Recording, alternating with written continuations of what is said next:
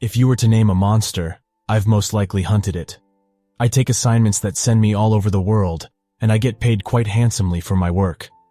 Monster hunters in my league are few and far between, and I wouldn't recommend calling one of us in for something like a skinwalker, as those are below my pay grade. Occasionally, though, I'll pick up one of those jobs if work is slow. Unlike many of my fellow hunters, I'm not affiliated with any organization. I'm more like a private contractor, a private Grim Reaper, if you will. Eventually, I became good enough at my job that my colleagues started to actually call me Reaper, but you guys can call me Lance. It really doesn't make any difference to me. Nicknames don't carry any sort of weight with me. I just consider myself lucky to come back alive after each hunt. Now for the story. I can guarantee that's why you're all here.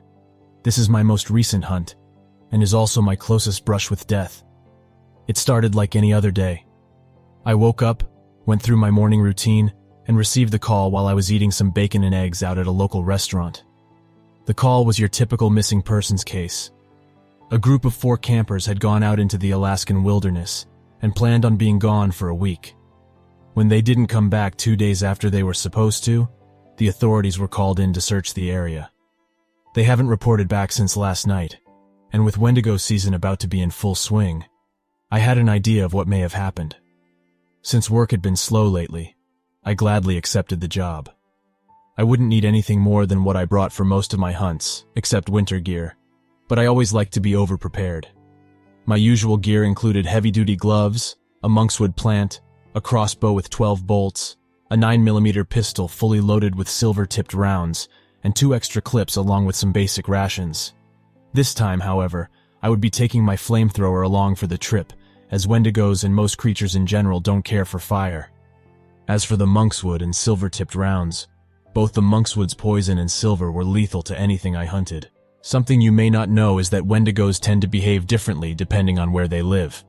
In the lower 48, they are usually solitary, using their ability to mimic human vocals to lure their prey in.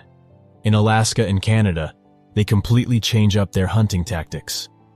What they do in these regions to the north is typically travel in groups of at least 4 or 5 and rush their prey.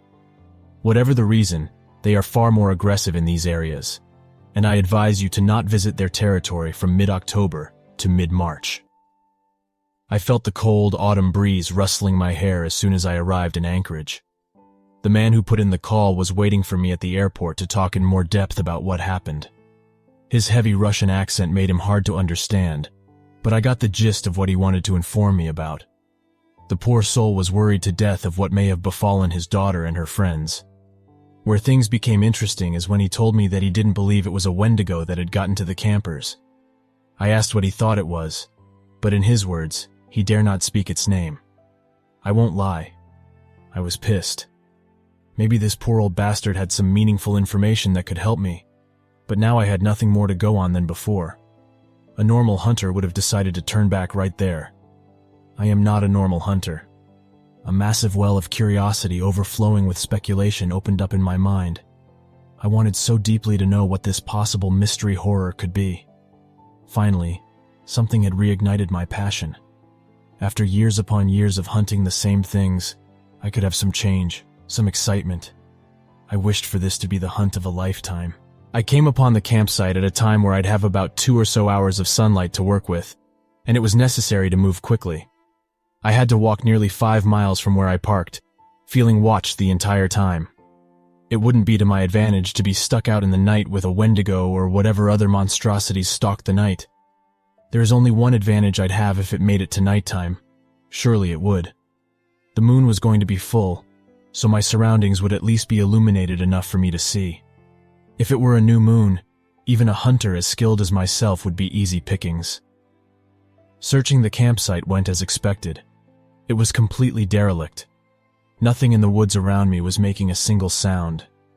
There was only pure, dead silence. Whatever came through there did made a pretty damn good account of itself. Tents were ripped as if they had been through a paper shredder multiple times and were subsequently put into a blender. Droplets of blood were everywhere, staining the surrounding trees and what remained of the tents. Somehow, where the campfire had once been, looked like it was used the night before I came to investigate. That meant someone around here was alive and was also smart enough to know that the fire kept the Wendigos at bay. Or at least that's how it was supposed to be. A mangled body of a man littered with large gashes and bite marks lay a few feet away from the fire. At first glance, it looked like a cut-and-dry Wendigo killing.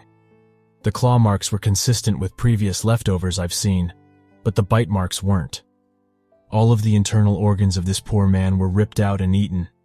Even with all of that, there was no blood from his corpse. This worried me more than anything.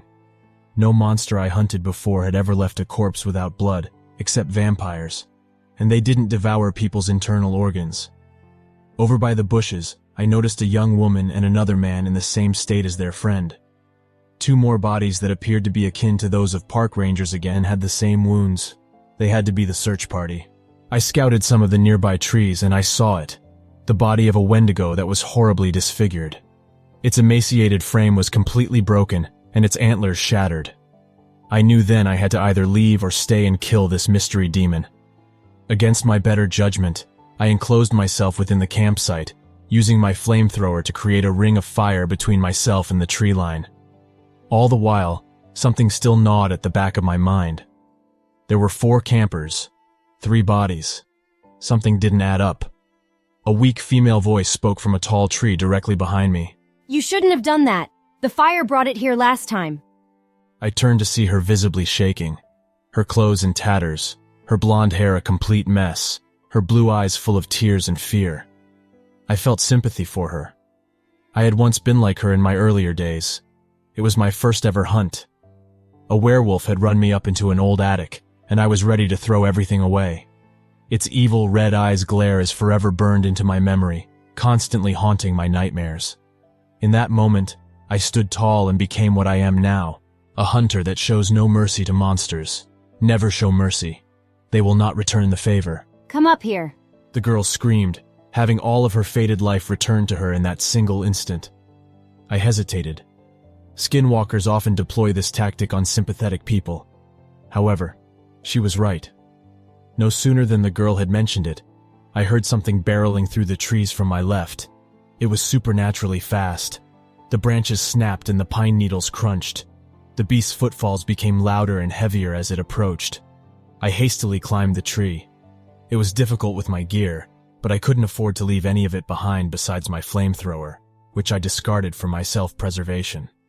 Somehow, I managed to elevate myself high to a high enough branch.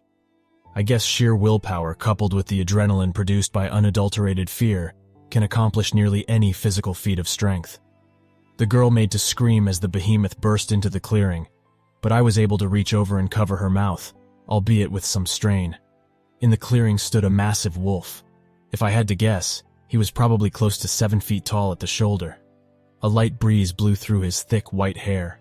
A pair of gleaming, evil red eyes were pointed up at me from the wolf, and his face was curled into a snarl, revealing fangs dripping with a crimson red liquid. The low-pitched, distorted howl he bellowed was beyond deafening. It was more. It was commanding and primal.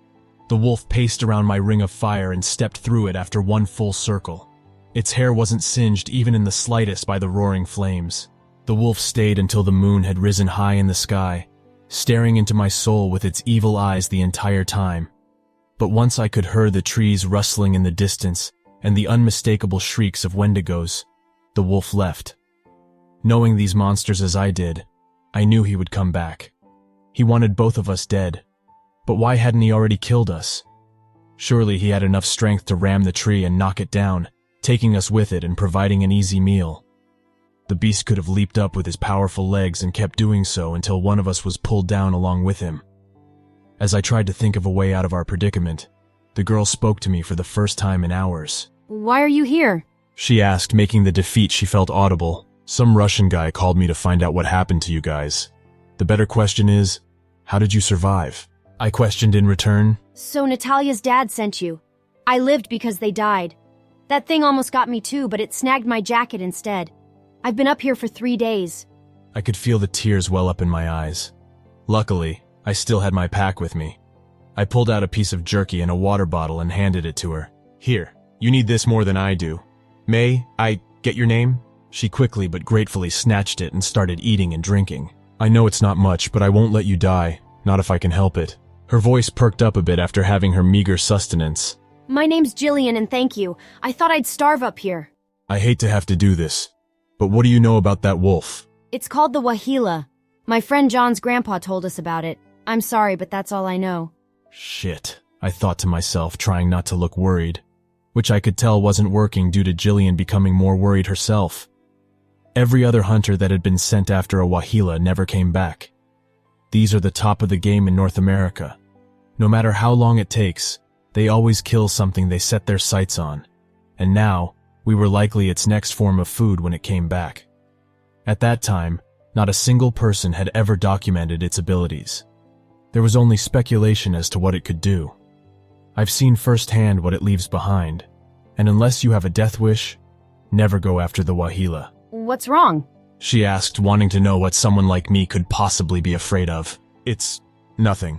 I lied to no avail. You might as well tell me. We either leave alive or we die. She declared with that same fire I used to have in my early days. All right, I'll tell you, but you won't like it. I'm one of the top monster hunters out there. People pay a pretty penny for guys like me to do this stuff. And as good as I am, as good as other hunters like me are, none of us have ever come back from hunting the Waheela. Strangely, this didn't faze her optimism. Her will to live burned brighter than the still raging ring of fire below. That lit a new fire in me. I had to get us out of here alive. Who said you wouldn't be the first? Jillian said, reaffirming my newfound resolve. God, she reminded me so much of the woman I began my hunting career for. When I was 19, we went out camping together in the Appalachians, just the two of us. A skinwalker took her from me, and I vowed to avenge her. I know it's like some overdone movie cliché, but it's a cliché for a reason. We as humans have the drive to get revenge for our comrades and loved ones. That skinwalker ended up being the second demon I killed after that werewolf. It was like a rite of passage. Killing that bastard, though, I knew there was no going back after having done it. Here I was 7 years later, watching someone go through what I did. Maybe, in a way, my girl did come back to me. You know, maybe you're right. I agreed with her, much to her delight. Now I was determined more than ever to come back alive. I opened one of the pockets on my pack and put on my gloves. Then, I opened a second pocket and carefully removed the monkswood plant. Using what was left of the water, I distilled it, as the Waheela can smell even the faintest scent of it. I tipped my crossbow bolts with my concoction and waited.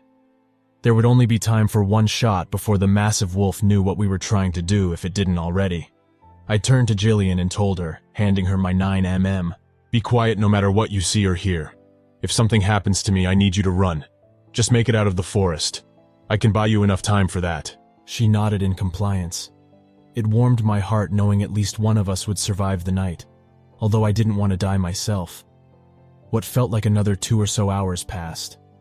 The fire had long since burned itself out, and the sun was rising. Then, we heard it. A Wendigo was making its way towards our clearing. From its frantic-sounding movements, the Waheela was dead on its trail. As soon as the Wendigo broke the tree line, it would be over. Sure enough, the Waheela pounced on it just as predicted. This was my chance. I shot my crossbow. Direct hit. The bolt lodged itself between the massive wolf's shoulder blades as it eviscerated its prey. Its howl echoed throughout the forest, making it sound as if the forest itself was in pain. The potent poison would need a few minutes to work its way throughout the Waheela's massive body as it scampered away. The Wendigo was still alive, letting out its loud shrieks of anguish as it crawled to the base of our tree and began climbing. Before I could reload my crossbow, I heard the crack of a gunshot. Between the demon's eyes was a smoking hole. It no longer moved, save for a couple twitches. Jillian and I climbed down the tree and sprinted in the direction of the trailhead. The feeling of being watched was following us the entire way until we reached the last clearing before the beginning of the trail. The menacing presence that had been stalking us was standing in the center of the clearing. Stumbling towards us was the Waheela, crossbow bolt still wedged in its back. It was clearly succumbing to the poison, but even that wouldn't stop this hellhound from its endeavor to murder us. Jillian froze. I wrenched the pistol from her firm grip as the monster charged us, teeth bared, red eyes glaring, and mouth frothing. One shot was all it took. It was over. The Waheela's body seized up, and it dropped to the ground with a resounding, satisfying thud. We made it to the truck I pulled up in the day prior. I radioed someone nearby and told them about what they had to retrieve from the forest. At first, they sounded skeptical. This wasn't the person intended to receive the message, but after some fumbling with the radio on the other end, we were given the green light to leave the area. I don't know if it was my imagination or not, but I swear, I saw a pair of red eyes watching us leave.